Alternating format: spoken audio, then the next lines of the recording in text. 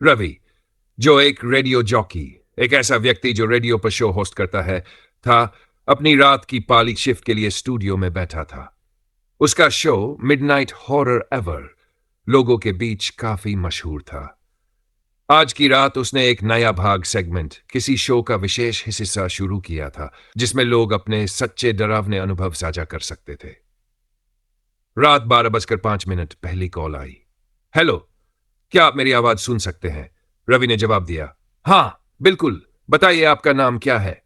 Line के दूसरी तरफ से एक धीमी कांपती हुई आवाज आई। मेरा नाम रोहित है। मैं एक भूतिया हॉन्टेड होटल में काम करता हूं। रवि ने दिलचस्पी लेते हुए पूछा, अच्छा, तो यह होटल क्यों भूतिया माना जाता है? रोहित की आवाज अचानक धीमी हो गई। यहां जो भी नया कर्मचारी आता है वह ज्यादा दिन तक टिक नहीं पाता, क्योंकि आधी रात के बाद होटल के गलियारों में किसी के चलने की आवाजें आती हैं, जबकि वहां कोई नहीं होता। रवि ने हंसते हुए कहा, शायद हवा होगी। रोहित ने गहरी सांस ली। नहीं, मैं भी यही सोचता था, लेकिन जब मैंने बंद सर्करी कैमरे की रिकॉर्डिंग देखी तो मेरे रोंगटे खड़े हो गए। रवि ने उत्सुकता से पूछा, क्या दिखा? कैमरे में साफ साफ एक महिला सफेद साड़ी में दिखाई दी, लेकिन जब मैंने जाकर देखा तो वहां कोई नहीं था। रवि थोड़ी देर चुप रहा, फिर उसने कहा, यह दिलचस्प है। क्या तुम्हारे पास कोई और सबूत? रोहित ने जवाब दिया। हां, लेकिन मैं ज्यादा नहीं बता सकता, क्योंकि जो भी इस भूत के बारे में ज्यादा जानने की कोशिश करता है वह मर जाता है। रात 12:30 रवि ने इस किस्से को मजाक में लिया और दूसरे कॉल करने वाले को लाइन पर लिया। लेकिन तभी कुछ अजीब हुआ। स्टूडियो की रोशनी अचानक छपकने लगी। रवि चौंक गया। उसे लगा कि शायद कोई तकनीकी खराबी होगी, लेकिन तभी उसे अपने कानों में एक धीमी सरसराहट सुनाई दी। रवि ने इधर उधर देखा। स्टूडियो में वह अकेला था। तभी फोन बज उठा। स्क्रीन पर नंबर नजर नहीं आ रहा था, केवल अनजान कॉलर लिखा था। रवि ने कॉल उठाया। हेलो। कोई आवाज नहीं आई। वह दोबारा बोला, हेलो, कौन है?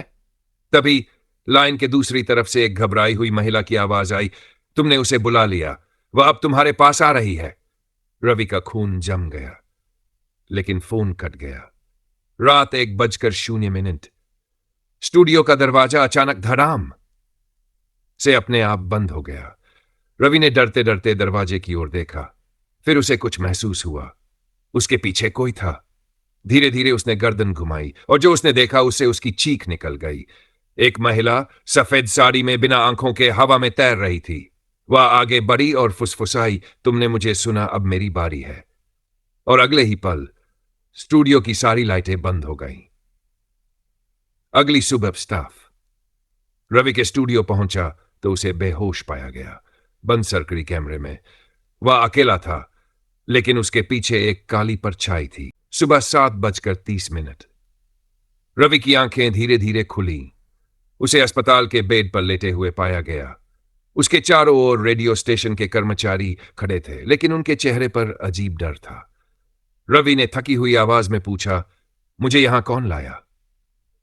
स्टेशन मैनेजर दीपक ने जवाब दिया, तुझे रात में बेहोश पाया गया था, तेरा हाल बहुत बुरा था। पुलिस भी आई थी। रवि हड़बड़ाकर उठ बैठा। पुलिस क्यों? दीपक की आंखों में डर झलक उठा, क्योंकि सीसीटीवी में जो रिकॉर्ड हुआ है वह बहुत अजीब है।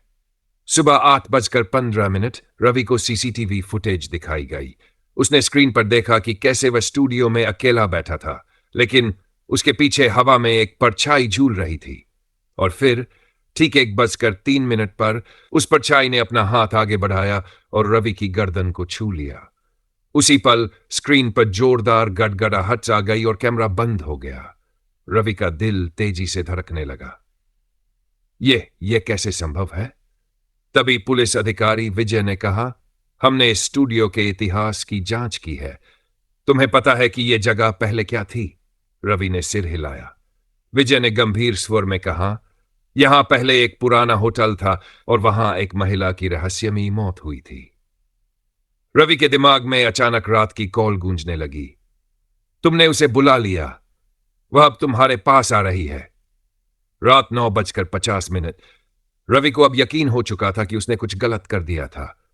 वह स्टूडियो लौटा और उसने ठीक उसी वक्त रेडियो चालू किया जब पिछली रात यह घटना हुई थी। और फिर फोन फिर से बजा। स्क्रीन पर वही दिखा, अनजान कॉलर। रवि ने कांपते हुए कॉल उठाई। दूसरी तरफ से एक अजीब टूटी फूटी आवाज आई, तुमने मेरी कहानी सुनी, अब तुम्हें उसे पूरा करना होगा।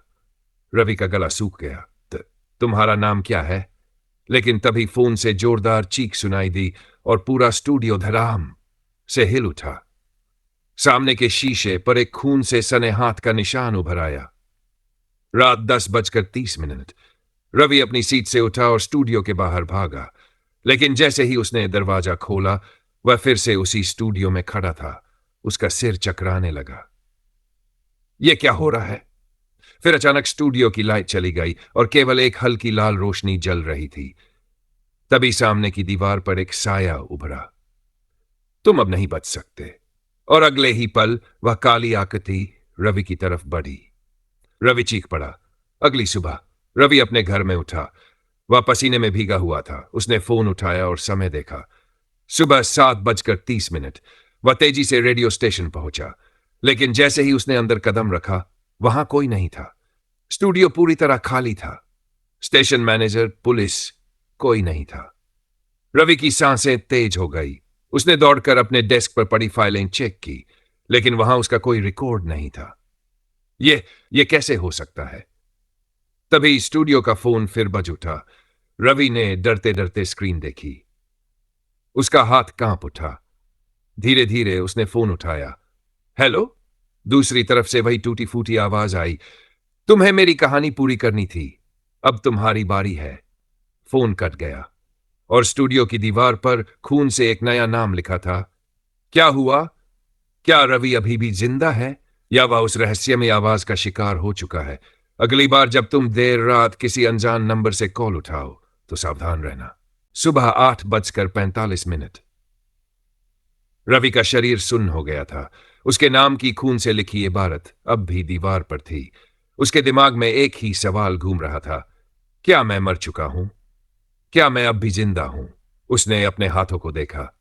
फिर उसने मोबाइल निकाला और अपने दोस्त रोहित को कॉल किया। ट्रिंग ट्रिंग।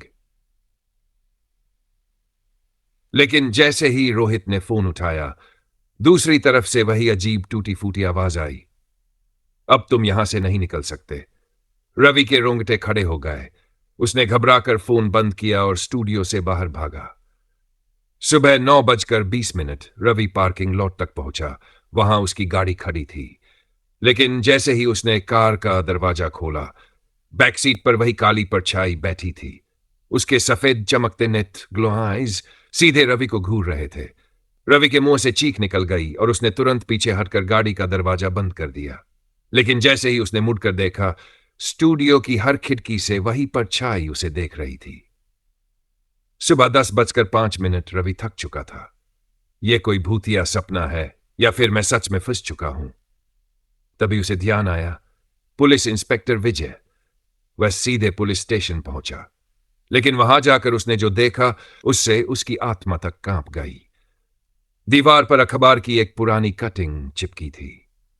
रेडियो जॉकी रवि की रहस्यमयी मौत, स्टूडियो में मिली लाश, रवि के पैरों तले जमीन खिसक गई। लेकिन मैं तो जिंदा हूं। तभी पुलिस थाने की घड़ी ने समय बताया, सुबह 11:11 और अगले ही पल पूरे कमरे की लाइट बुझ गई। सुबह 11:12 चारों तरफ सन्नाटा था। रवि ने धीरे धीरे अपनी मोबाइल टॉर्च लाइट जलाई और सामने की दीवार पर किसी ने लाल खून से लिखा था, अब तुम्हारी बारी है। और तभी दरवाजा जोर से धड़ाम से बंद हो गया। रवि ने दौड़कर दरवाजा खोला, लेकिन वह अंदर ही कैद हो चुका था। पीछे से धीरे धीरे किसी के चलने की आवाज आई। रवि ने कांपते हुए पीछे देखा। वह काली परछाई अब इंसानी रूप में आ चुकी थी और उसका चेहरा रवि जैसा था। सुबह 11:13। रवि ने जोर से चीख मारी, तुम कौन हो? परछाई मुस्कुराई और बोली, तुम ही तो हो रवि, लेकिन असली सवाल यह है तुम जिंदा हो या? और अगले ही पल पूरा कमरा घूमने लगा। अगली सुबह 7:30। एक नई आवाज रेडियो स्टेशन से गूंज रही थी। गुड मॉर्निंग दोस्तों, मैं हूं आपका नया रेडियो जॉकी रोहित। रवि का दोस्त रोहित अब उसी जगह बैठा था। स्टूडियो में सब सामान्य था, लेकिन एक कोने में पड़ा रवि का पुराना नाम पत्र धूल में दब चुका था और फोन की स्क्रीन पर फिर वही नाम चमका, अनजान कॉलर। रोहित ने हंसते हुए कॉल उठाई। हेलो। दूसरी तरफ से वही टूटी फूटी आवाज आई, अब तुम्हारी बारी है। क्या अब रोहित इस भूतिया खेल में फंस चुका है? क्या वह भी वही गलती दोहराएगा? अगर कभी तुम्हारे फोन पर अनजान नंबर से कॉल आए तो 2 बार सोचो।